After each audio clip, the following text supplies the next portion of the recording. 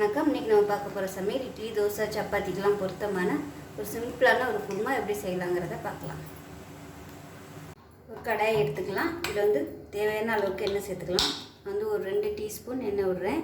இன்னும் வெங்காயம் தக்காளிலாம் வதக்கணும், அதுக்கு தகுந்த மாதிரி எண்ணெய் சேர்த்துக்கோங்க. எண்ணெய் சூடானதும் சின்ன துண்டை ஒரு பட்டை, ஒரு ஏலக்காய், ஒரு கிராம்பு சேர்த்துக்கலாம்.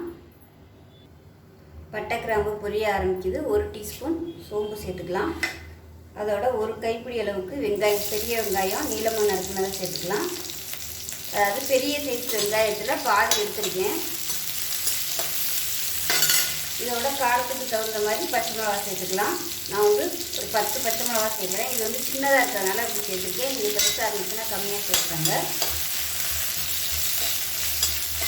இதோட 1 டீஸ்பூன் கசகசாய் சேர்த்துக்கலாம். இது கூடவே 1.5 டேபிள் ஸ்பூன் பொட்டுக்கடலை சேர்த்துக்கலாம். இதோட மீடியம் சைஸாக ஒரு தக்காளி சேர்த்துக்கலாம். இது எல்லாமே நல்லா வதங்கட்டும். இப்போ இதில் ஒரு கைப்பிடி அளவுக்கு புதினா சேர்த்துக்கலாம். அதே மாதிரி ஒரு கைப்பிடி அளவுக்கு கொத்தமல்லி சேர்த்துக்கலாம். இதையும் சேர்த்து நல்லா வதக்கிக்கலாம். இப்போ இதில் ஒரு 1/2 கப் அளவுக்கு துருவின தேங்காய் சேர்த்துக்கலாம். இதையும் சேர்த்து நல்லா வதக்கிக்கலாம்.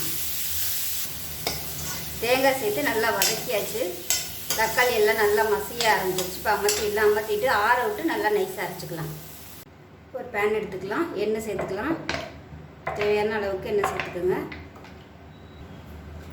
எண்ணெய் சூடானதும் ஒரு ஏலக்காய், 2 கிராம்பு சேர்த்துக்கலாம். ஒரு சின்ன துண்டு பட்டை, ஒரு கல்பாசி கொஞ்சமாக சேர்த்துக்கலாம். இது எல்லாமே நல்லா பொரியட்டும். இப்போ இதில் கருவேப்பிலை கொஞ்சமாக சேர்த்துக்கலாம். இதோட ஒரு கைப்பிடி அளவுக்கு பெரிய வெங்காயம் சேர்த்துக்கலாம்.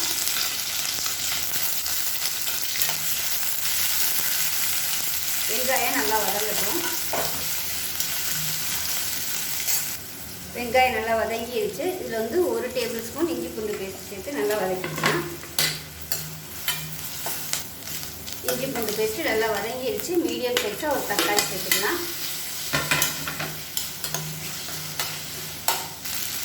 கொஞ்சமாக உப்பு சேர்த்துக்கலாம். இப்போ தக்காளி நல்லா மசிஞ்சு வர ஆரம்பிச்சிருச்சு. இந்த ஸ்டேஜில் நம்ம அரைச்சி வச்ச பேஸ்ட்டை சேர்த்துக்கலாம். இப்போ லேசாக ஒரு 2 பரட்டி விட்டுக்கலாம். பரட்டி விட்டு தண்ணி சேர்த்துக்கலாம். எவ்வளோ திக்னஸ் வேணுமோ அதுக்கு தகுந்த மாதிரி தண்ணி சேர்த்துக்கலாம். கொஞ்சம் சூடு பண்ணிவிட்டு தண்ணியை சேர்த்துக்கிறேன். இது நல்லா ஒரு 3 டம்ளர் அளவுக்கு தண்ணி சேர்த்துருக்கேன். நல்லா கலந்து விட்டுட்டு கொதிக்கட்டும். இது நல்லா தண்ணியாகவே வச்சுக்கோங்க. அப்படி உங்களுக்கு ரொம்ப கெட்டியாக இருந்துச்சுன்னா தண்ணி கொதிக்கிற தண்ணியை சேர்த்துக்கோங்க. அது நல்லா கொதிக்கட்டும். இப்போ பாருங்கள், குருமா நல்லா ஒரு 2லேருந்து ஒரு 3 நிமிஷம் நல்லா ஹை ஃப்ளேமில் கொதிக்க விட்டாச்சு. அந்த பச்சை வாசனை போய் நல்லா குருமாவோட வாசனை நல்லா வருது. இப்போ இந்த ஸ்டேஜில் 1 டேபிள் ஸ்பூன் இட்லி மாவு எடுத்து வச்சுருக்கேன். இட்லி மாவோ தோசை மாவோ எதுனாலும் எடுத்துக்கோங்க. இப்போ இதை தண்ணியில் கரைச்சி வச்சுருக்கேன். இதை சேர்த்துக்கலாம். சேர்த்துட்டு நல்லா மிக்ஸ் பண்ணி விட்டுட்டே இருங்க.